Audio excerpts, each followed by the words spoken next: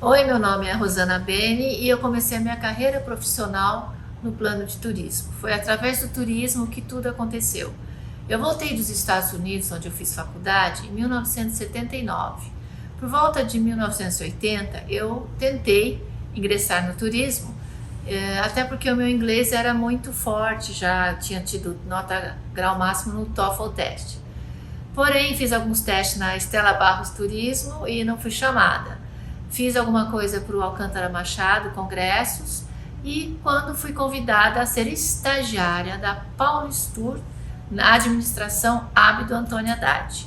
Na época, eu tinha, sim, um conhecido, que era o Dr. Mário Beni, que estava lá como diretor. Então, eu pude ser chamada como estagiária.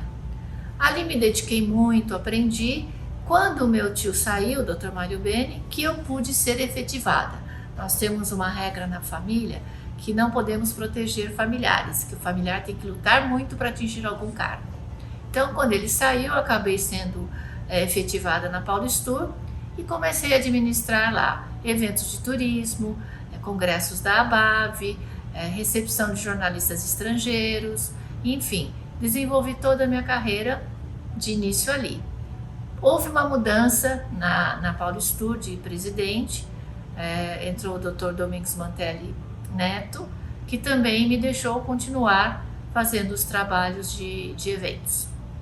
Quando entrou o João Dória Júnior, que já era na outra administração, que era a administração Mário Covas, foi um clima um pouco até tenso, porque, obviamente, quando muda o governador ou o prefeito, existe uma mudança de equipe.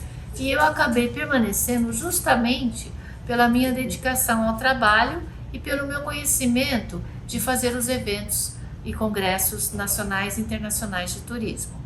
Eu tinha uma dedicação a relacionamentos, então eu me dava muito bem com os presidentes das entidades. Isso ajudou muito para o novo chefe que estava chegando, no caso, João Dória. Ali nós permanecemos e fizemos inúmeros eventos para a cidade de São Paulo. Vou tentar lembrar de alguns, porque nós tivemos eventos na área de turismo e lazer. Ele fundou na época 2 conselhos, o Conselho de Turismo e o Conselho de Lazer. Esses conselhos eram compostos por pessoas da área empresarial, publicitária, pessoas na área de marketing, e projetos eram criados. Os conselhos eram gratuitos, as pessoas eram voluntárias.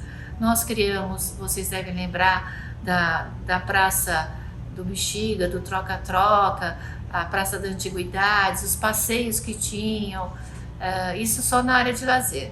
E na área de turismo, as campanhas, né? Nós tínhamos campanhas para manter a cidade limpa, campanhas de motivação, de respeito ao turismo. Nós tínhamos campanhas de calendários turísticos. Na época tivemos até, eu me lembro muito bem, do apoio do saudoso José Zettuni, da DVB. José Zettuni nos ajudou a criar e desenvolver o calendário de turismo da cidade de São Paulo. E foi um trabalho muito de perto.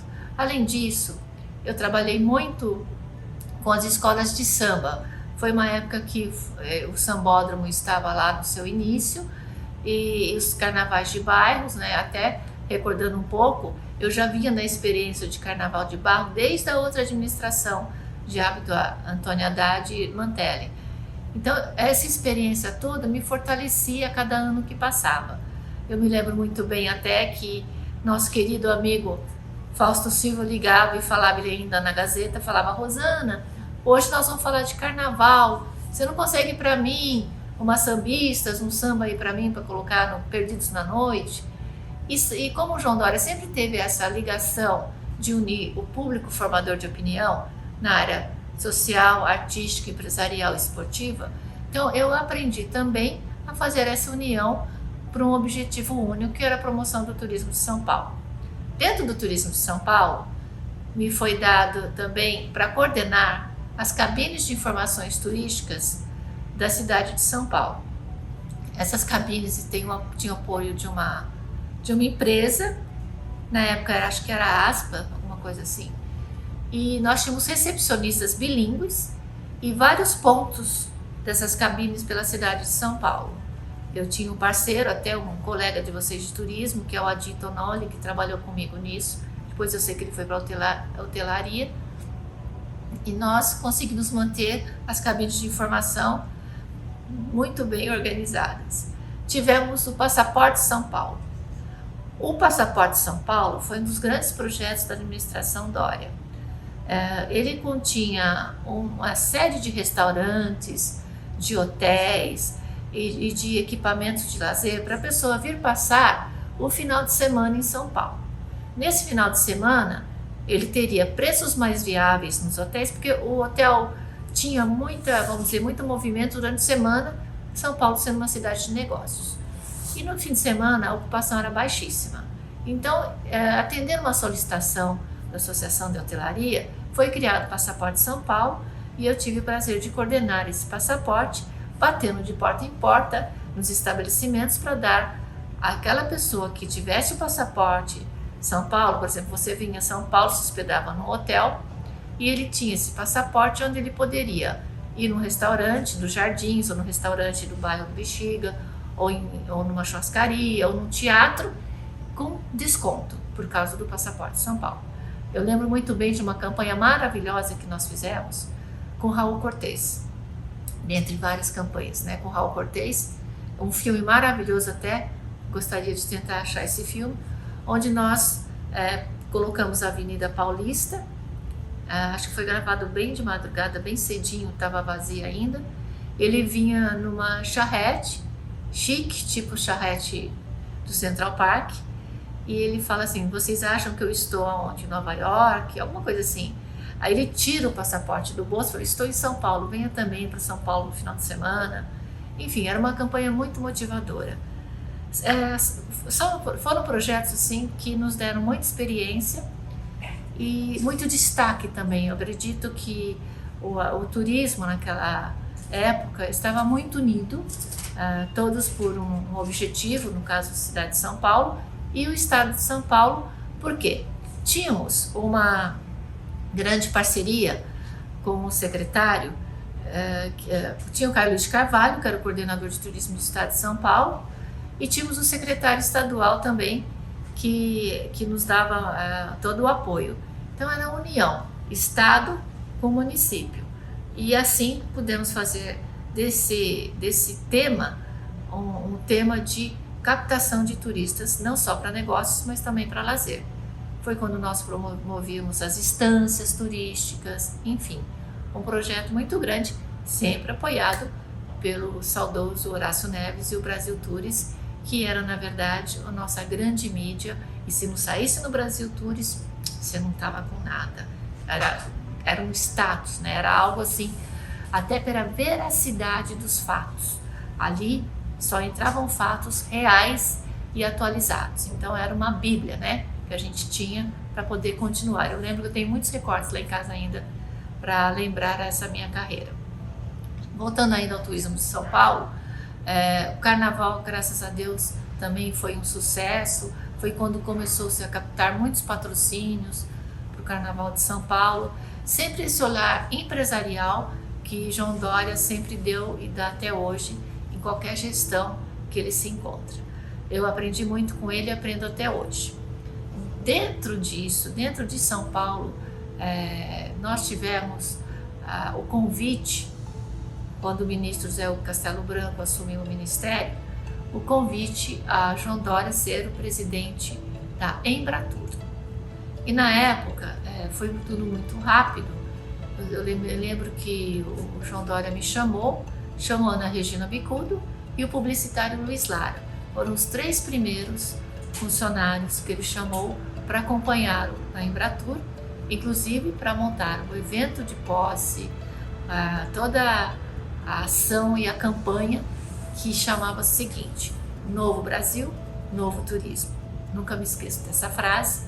Aliás, o publicitário João Dória sabe muito bem motivar todas as pessoas, a sociedade, mobilizar como nunca para aquele projeto. Na Embratur, eu fiquei responsável pelos eventos nacionais e alguns internacionais, mas na América do Sul, levando o Brasil para a América do Sul através dos eventos já existentes, né? Não só a BAV, mas outros eventos internacionais. Tivemos a oportunidade de fazer uma campanha e já ampliando o público formador de opinião para ajudar o Rio de Janeiro.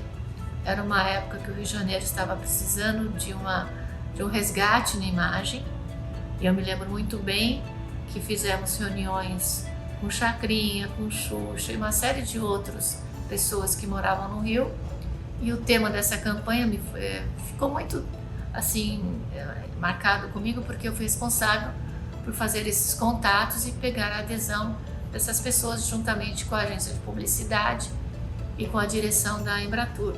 A campanha chamava-se O Rio Continua Lindo, e foi uma campanha que foi para todas as TVs, e juntamente com essa campanha ele desenvolveu também a campanha Respeite o Turista para os táxis do Rio de Janeiro. Então eu me lembro muito bem como foi importante para a cidade do Rio de Janeiro a participação do presidente da Embratur, resgatar a imagem e principalmente respeitar o turista através dos instrumentos que os turistas utilizavam chegando ao Rio de Janeiro.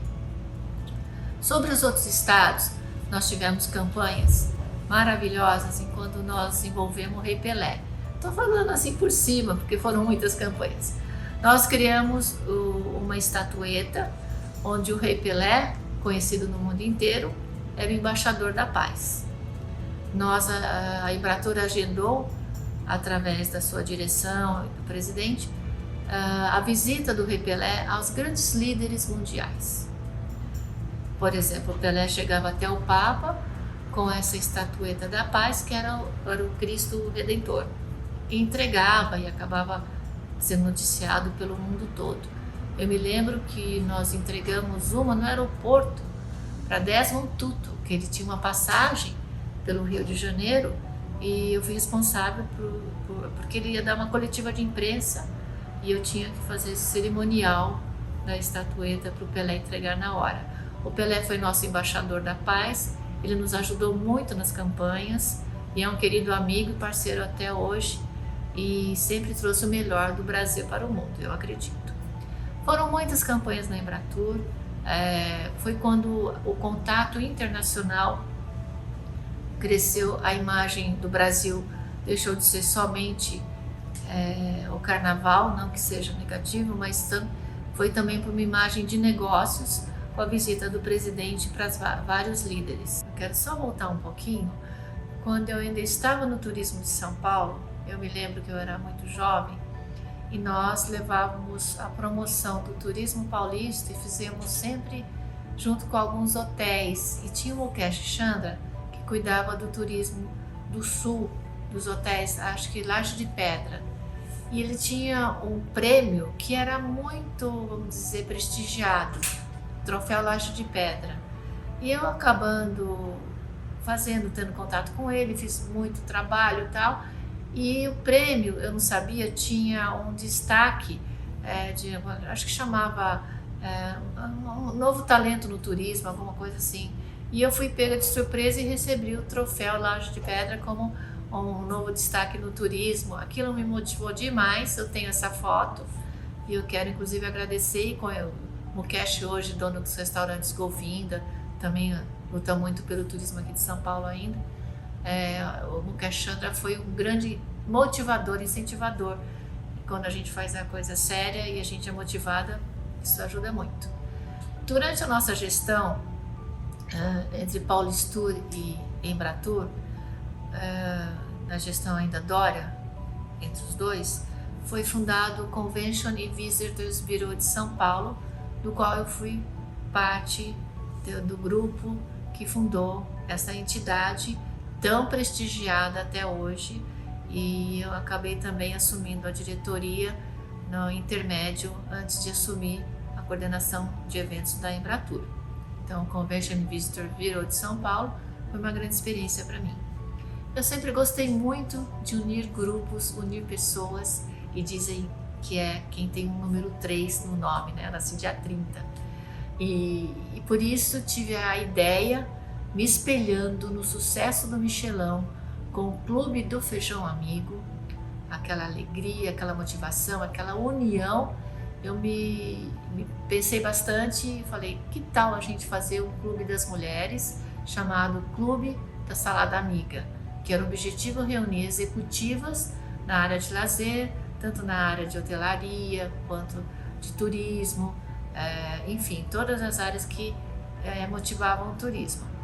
Na época nós tivemos como diretora a tia Coaoc, né, grande parceira, tivemos também, acho que era a Érica da VASP, se não me engano, eu tenho as fotos aí, e o Clube da Salada Amiga fez muito sucesso. Nós nos reunimos uma vez cada 2 meses, estamos até pensando em retomar, e a gente também fazia uma homenagem às grandes personalidades do turismo. Eu tinha uma parceria com Domênico Calabroni, o grande escultor, e ele nos dava as esculturas para homenagear o destaque de turismo, a personalidade que sempre colaborou demais com o turismo.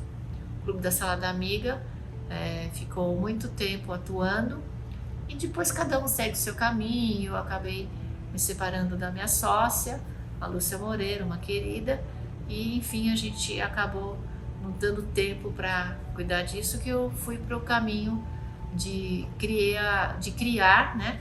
Quando eu deixei a Embratur, eu criei a profissão promoter em São Paulo. Como assim? Tenho até essa matéria. Criei junto com a Lúcia. A Lúcia trabalhava no Maxud Plaza, com o Roberto Maxud.